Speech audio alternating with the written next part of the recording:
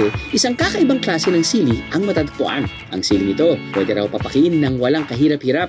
Nay, naghahanap po ako ng isang klaseng gulay na parang ito yata po yun. Siling bedeng ang tawag dito. Galing kasi ito sa barangay Bedeng.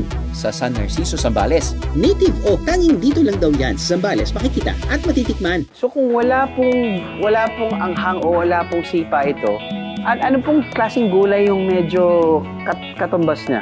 Texture. Parang talong. Opo. Parang Siling hindi maanghang? How true? Well, there's only one way to find out. Yan, buksan mo, sir. Buksan ko po. Opo. Ayan, pakita ko sa inyo. Pagbubuksan talaga parang siling haba. Sa toyo na.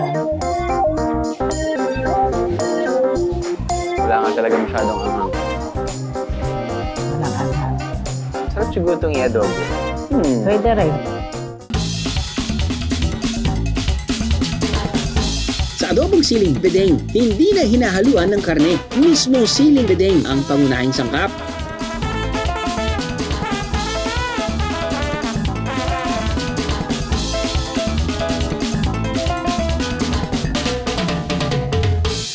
Simula nang lumipat ako dito sa Zambales, sa San Felipe in particular, napansin ko na dun sa palengke, may special sila na sili na unique na hindi ko nakikita kahit saan sa Pilipinas. And para siyang nakakatuwa yung itsura niya, kulubot-kulubot siya na color green. And ginagamit ko siya kasi masarap yung lasa niya, may pagka-herbal siya. Sa private villa namang ito sa Liwliwa, may iba pang klase ng luto ang ginagamitan ng siling bedeng. Ito ang fried pepper dish na specialty dish ni Paulo. Ang naging inspirasyon ni Paulo sa pagluluto at sa pagbuo ng kanyang private villa, walang iba kundi ang kanyang nanay. Batang-bata pa ako, like mga 5 years old, yung mom ko talaga yung nagturo sa akin magluto.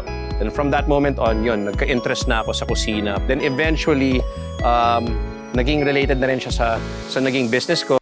I am the meeting is a BIA. God! All you gotta do is just subscribe to the YouTube channel of JMA Public Affairs and you can just watch all the Behind the Drew episodes all day, forever in your life. Let's go! Yeehaw!